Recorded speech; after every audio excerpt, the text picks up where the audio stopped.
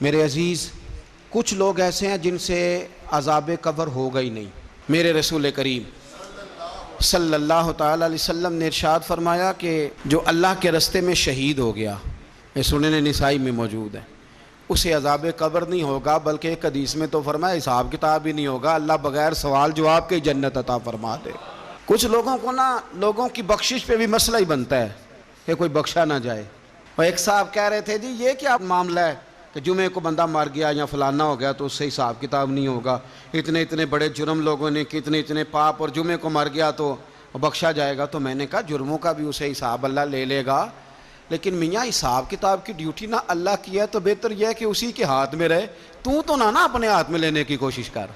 سنن ترمذی کی حدیث۔ ہمیں پتہ نہیں کیا مصیبت ہے، ہمیں پتہ نہیں کیا مسئلہ ہے۔ ایک جنازے سے میں نکلا، آپ یقین کریں کبھی کبھی کلیجہ پھٹ جاتا ہے۔ میں ایک جنازے سے نکلا تو میرے ساتھ ایک بندہ جنازہ پڑھ کے نکلا تو کہنے لگا جی پیر صاحب دیکھیں آج کتنی دنیا آئی ہے، حالانکہ یہ بندہ اس طرح کا تھا، اس طرح کا تھا، اس طرح کا تھا۔ میں نے اسے کہا یار تجھے تو فکر ہی لگ گئی ہے کہیں جنت میں چلا ہی نہ جائے، تو اس طرح کرنا جنت کے دروازے کے سامنے کھڑے ہو جانا ڈنڈا لے کے کہ میں نے نہیں جانے دینا۔ شرم آنی چاہیے ہمیں۔ اللہ فرماتے ہیں جنت اتنی چوڑی ہے جتنے زمین و آسمان، اس کی چوڑائی زمین اور آسمان کے برابر ہے، تو ہم تو اپنے علاوہ کسی کو جانے نہیں دینا چاہتے جنت میں۔ اور بس کریں، جنت خدا کا فضل ہے، اور اللہ فرماتے ہیں میرا فضل میں جسے چاہتا ہوں عطا کرتا ہوں۔ یہ سنن ترمذی کی حدیث، اور اس کے راوی حضرت عبداللہ ابن عمر رضی اللہ تعالیٰ عنہ، نبی پاک علیہ السلام نے فرمایا جو مسلمان جمعے کے دن یا جمعے کی رات کو فوت ہو، اس کو اللہ تعالیٰ قبر کی آزمائش سے محفوظ رکھتا ہے۔ جو جمعے کی رات فوت ہو جائے یا جمعے والے، یعنی جمعے رات اور جمعے کی درمیانی رات چلا جائے یا جمعے والے، تو اللہ اسے عذاب قبر سے۔ تو میرے عزیز، جو بندہ شہید ہو اس سے عذاب قبر نہیں ہوتا، جو آدمی جمعے کے دن یا جمعے کی رات چلا جائے اسے بھی عذاب قبر نہیں ہوتا۔ اور میرے رسول کریم صلی اللہ تعالیٰ علیہ وسلم نے فرمایا جو بندہ ایک دن اور ایک رات، یہ حدیث صحیح مسلم میں، سنن ترمذی میں، مصنف عبدالرزاق میں موجود ہے،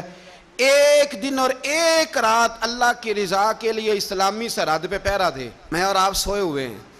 لیکن وہ لوگ جو فوجی بارڈروں پہ کھڑے ہیں، دیکھو مدینے والے محبوب کس کس پہ کرم فرماتے ہیں۔ ساری عمر نہیں، 24-25 سال کی سروس نہیں، فرمایا ایک دن اور ایک رات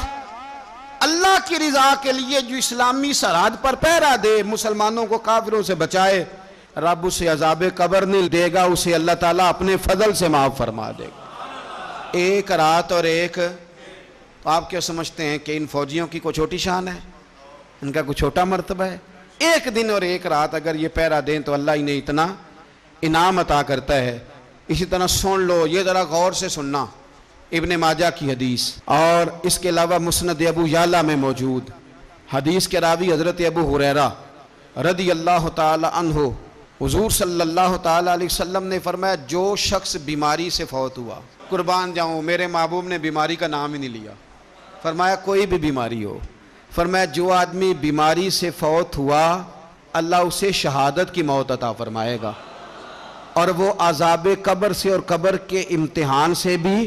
محفوظ رہے گا، اور حضور فرماتے ہیں اس کو صبح اور شام جنت کے باغوں میں سے رزق دیا جائے گا۔ جو کسی بھی بیماری سے مرا، یہ لوگ بیماری سے مر رہے ہیں تو لوگوں نے اچھوت سمجھ رہے ہیں، اچھوت، یہ اچھوت نہیں ہے، اس لیے کہ لوارث نہیں، یہ خدا رسول کے ماننے والے ہیں، تم انہیں اچھوت کہہ رہے ہو اور مدینے والے رسول انہیں شہید فرما رہے ہیں۔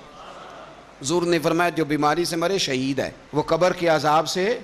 محفوظ رہے گا اور جنت کے باغوں میں سے اللہ رزق دے گا۔ لوگ کہتے ہیں دیکھو جی بڑا تنگ ہو کے دنیا سے گیا ہے، تو اس بندے کو بھی عذاب قبر نہیں ہوتا۔ اسی طرح جو بندہ سورہ ملک پڑھتا ہے، سنن ترمذی میں حضرت ابن عباس سے روایت ہے کہ حضور صلی اللہ علیہ وسلم کے ایک صحابی نے ایک جگہ خیمہ لگایا تو وہاں سورہ ملک پڑھنے کی آواز آتی تھی، کوئی بندہ پڑھنے والا نظر نہیں آتا تھا۔ جب حضور کی بارگاہ میں عرض کیا تو فرمایا وہاں قبر تھی اور قبر کے اندر بیٹھ کے میرا صحابی سورہ ملک کی تلاوت کر رہا۔ اگر ہمیں خسرہ نمبر یاد ہو جاتا ہے نا اپنی جگہ کا، اور ہمیں پتہ ہوتا ہے کہ میرے والا حصہ کتنے کروڑ کا ہے، اگر ساری کہانیاں ہمیں یاد ہوتی ہیں تو سورہ ملک بھی ہمیں یاد ہو سکتی ہے۔ موبائل پہ اس کو ریکارڈ کر لیں، پھر اس کو سنیں، کبھی بھی سورہ ملک میں، اور ہمارے سلسلہ عالیہ میں تو سورہ ملک وظیفہ ہے، ہمارے الوظیفۃ الکریمہ میں اعلیٰ حضرت نے لکھا ہے کہ رات کو سورہ ملک اور سورہ یاسین کے بغیر سونا نہیں۔ سورہ ملک اتنی شاندار صورت ہے کہ نبی پاک صلی اللہ علیہ وسلم نے فرمایا یہ قیامت کے دن اللہ کی بارگاہ میں ناز سے جھگڑا کرے گی اور کہے گی اے اللہ، یہاں تو میرے پڑھنے والے کو جنت عطا فرما یا مجھے قرآن پاک سے علیحدہ کر دے۔ تو رب کریم پھر اپنے فضل سے پڑھنے والے کو جنت عطا کرے گی۔